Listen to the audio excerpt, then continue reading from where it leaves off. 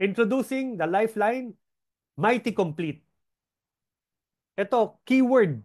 Kung ano yung pangalan niya, yun ang siguro selling point niya. Okay, pag sinabing Mighty Complete, bakit complete? O ito papaliwanag ko. Ito yung packaging niya. Yung iba kasi medyo hindi madaling intindihin. Mga scientific na mga words. So, iha-highlight ko para sa inyo yung mga important na health benefits. Number one, syempre hindi mawawala ang green tea. Diyan lumaki ang Satoen. So, kinuha natin ang pinaka-best product nila, which is the green tea. Specifically, dito sa Mighty Complete, Hojicha. Okay, masanay na rin tayo ng a few Japanese words, ha? Hojicha means roasted green tea. Hindi ito ordinary green tea na baka na-order mo na dati. Ang sarap ng lasa ng pagka-roast niya. Kasi malalasa mo pag roasted eh. So, ako, natikman ko na to. Cut above the usual na green tea natin sa sarap mo niya. Gusto ko yung lasa ng roast eh. 'Di ba ganun din naman yung iba na pag nagkakape, iba pag lasa yung roasting na ano eh, na process na nag-undergo siya eh. Ganun rin sa green tea. At alam niyo ba ang tea pangalwa sa iniinom ng lahat ng tao sa buong mundo ah. Baka hindi ka sanay. Wala pa rin naman actually wala akong barabarangay na nakita na uso ang green tea eh. Ang green tea talaga more on the upper social class. Eh kaya pala hindi rin natin masyadong napapansin, oh, uso pala ang green tea. Oh, tea, yes. Kasi third world country ang Pilipinas eh. Siyempre, maraming mahihirap. Eh ang tea pala, pang upper class. Sa ibang bansa, usong-uso. Kaya sa buong mundo, second siya after water.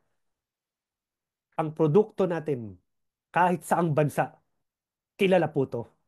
Hindi ka na mahihirapan magpaliwanag. So kung nagtiti ang kakilala mo sa China, kung nagtiti ang kakilala mo sa South Korea, why not dito na lang sa Mighty Complete ng First Vita Plus? May negosyo ka pa. Pwede natin silang alukin eh. Billion ang na-open na market dahil nagkaroon tayo ng Lifeline products. Okay, the second most consumed beverage in the world, ha? If you drink green tea, ako, iniinom ko na to. Actually, sa restaurants, no, dala-dala ko yan eh. Every time ako kumain, may green tea na tayo. Iniinom ko yan. Bakit? Gusto ko mapigilan ang pagbubulok ng cells natin. So, powerful antioxidant, yun ang meaning nun. Pinoprotektahan niyang basta mabulok ang cells, iiwasan. Anti-aging. Ano pa? Makakatulong pag-lose ng weight. Dito sumikat ang green tea lalo na sa China 2,000 years ago. Kasi natural fat burner siya eh. So this year, pwede na natin mas matulungan masunog. Mawala ang ating mga kolesterol at taba sa katawan. Ano pa? Improves the brain function. Mas less ang makalimutin. Mental aging mapapabagal. Hindi lang aging sa itsura, pati sa pag-iisip. Makakatulong pang control ng blood sugar. Makakatulong rin sa heart disease. At nakaka-prevent ng some types of cancer. Alam nyo ba itong green tea? 2,000 years na ngayon, marami ng scientific evidence. In general, pag uminom ka on a daily basis, parang next to water, ito na, may help you live longer. O tinan nyo ah, ano ulit yung tatlo? Top 3, pinakamahabang buhay? Di ba China, Hong Kong, China, Japan, Korea, usong-uso pala. Ito pala ang sikreto nila na ngayon, alam na ng First Vita Plus.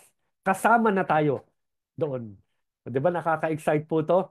Meron na tayong green tea product na nagpahaba ng buhay po sa kanila. Hahaba na rin ang buhay natin ngayon. Okay, second ingredient ng Mighty Complete. Meron siyang indigestible dextrine. O, medyo ano rin yun, English at medyo mahirap minsan intindihin ng iba. Dietary fiber. Maganda sa bituka. Yung iba, familiar nga pag sinabi fiber, bituka po talaga eh. Ito po ay nakakatulong mag-lower ng blood sugar at cholesterol. Lalo na after kang kumain. Minsan nagsushoot up talaga. Hindi ka naman diabetic pero tumataas talaga blood sugar after kumain kasi nasasobrahan eh. Tutulungan ka ng fiber na wag ma-absorb, wag makuha ng katawan, wag pumasok sa'yo yung sobra mong kinain na sugar and cholesterol. Nakakaramdam ka ba na pag kumain, yung ano ba, yung biglang nagsushoot up yung sugar? Kadalasan, hindi na MSG yan. Kasi pag tumaas ang blood sugar, Usually nakakaantok rin eh. Ano pa, yung pag kumain ka ng napakaraming kolesterol, sumasakit na yung batok, hindi ka pa nakakatayo sa mesa. Yung pag-shoot up, yun ang mapipigilan ng dietary fiber. Okay, ano pa? Siyempre, ang fiber nakakatulong pag dumi, bowel movement, and dahil hindi siya natutunaw, di ba, indigestible. Pag kinain mo hanggang sa puwet, lilinisin niya yung bituka, cleansing. Ang dami na rin kasi natin kinakain niya na may harmful chemicals na nakahalo, yung mga artificial, flavoring, coloring, preservatives, di ba? Kaya kailangan natin malinis. Kasi uso na ang colon cancer. So pag nalinis pala ang bituka, nalalayo tayo sa chances na tubuan ng colon cancer. O, pangatlo na ingredient na meron ng Mighty Complete, dagdag pa sa bituka na para maging malusog, lactic acid bacteria. Good bacteria or ang batawag probiotics. Alam ko may familiar ka na lactobacilli na probiotic, iniinom na natin simula bata pa lang. Eh, mag-Mighty Complete na tayo, same benefit lang. Nandito rin ang probiotics kasi ang bituka natin laging may bakterya. Pag kumalat, nako-colonize na. Maganda naman dumami good bacteria. Kasi pag maraming good bacteria, hindi mabubuhay ang bad bacteria. Kasi na-colonize na ng good bacteria, wala nang space para sa bad bacteria. O mabuti na laging good bacteria ang meron sa bituka mo. Nagre-release sila ng enzymes nakakatulong sa digestion, mine-maintain nila ang tamang pH balance ng buong bituka, nakaka-boost ng immune system, kaya in general talaga, improves gut health. Alam nyo ba, pag healthy ang bituka, healthy ang katawan kasi part ng immune system ang bituka. Important part siya ng resistensya natin. Kailangan laging malakas ang ating bituka. O, so yan ang benefit ng may fiber na tayo, meron pa tayong probiotics, yung lactic acid, bacteria. And finally, number 4, gusto ko i-highlight, meron tayong tinatawag na GABA sa Mighty Complete. GABA, yun na lang yung in-memorya mo. GABA. Ay kung kaya, pati yung full name, gamma aminobutyric acid. Yun ang, yun ang full name ng GABA.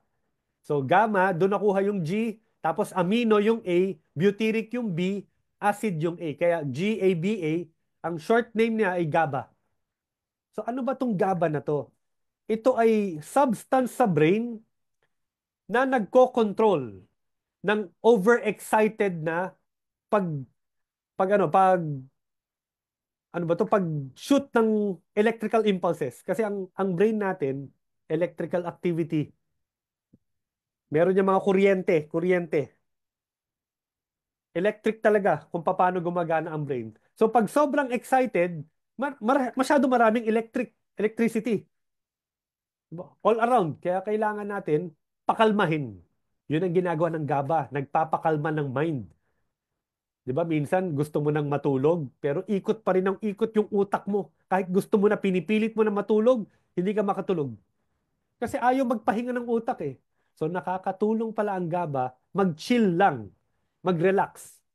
Lalo na pag na-anxiety, may stress, 'di ba? Nakakatulong to reduce. Ano pa? Lalo na pag may mood swing, kanina, galit na galit, mamaya masaya, tapos na-depress. Part rin kasi ng electrical activity ng brain eh, na masyadong na-stimulate.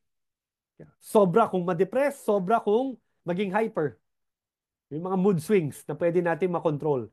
Ano pa? Check nyo sa internet kung ano yung GABA. Marami kang makikitang sleeping aid. Ginagamit na pala at sikat na sleeping aid ang GABA kasi pag na-relax ang mind, mas masarap ang tulog. Next, nakakatulong rin sa mga muscle control, lalo na pag yung biglaan na hindi mo mapigilan. Ay isang maganda example, yung Tourette's syndrome. You might have heard about it. Biglang nagsasabi ng kabastusan o profanity yung tao na hindi niya makontrol.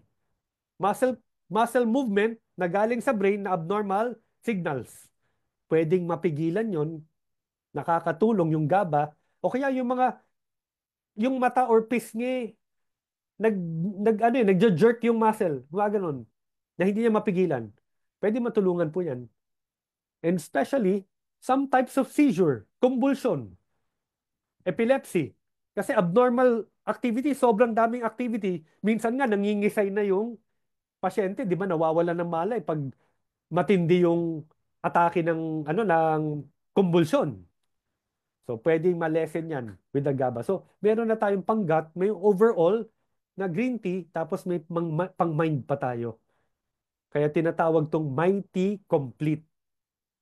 So kung tayo ay may FDA, ang Japan naman, ang tawag sa kanila ay CAA, Consumer Affairs Agency.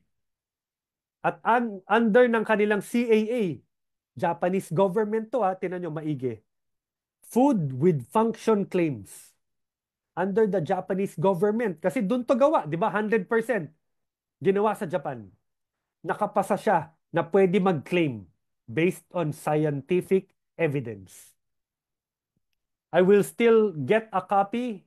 Hinihintay ko pa, pero nag-request ako ng copy ng CAA certificate natin. Pag nakakuha tayo doon, pwede nyo nang ipasa sa mga potential na mga buyers nyo, customers, para makita talaga nila na in Japan, kung saan strict ang kanilang yung quality control, di ba? Japanese talaga, obsessed yan pagdating sa quality. Pasado tayo sa Japanese government. Pwede tayong mag-claim based on scientific evidence. For the first time, may produkto tayo na ganito. At alam ng buong mundo, pag Japanese pumasa sa standards nila, okay yon. Magtitiwala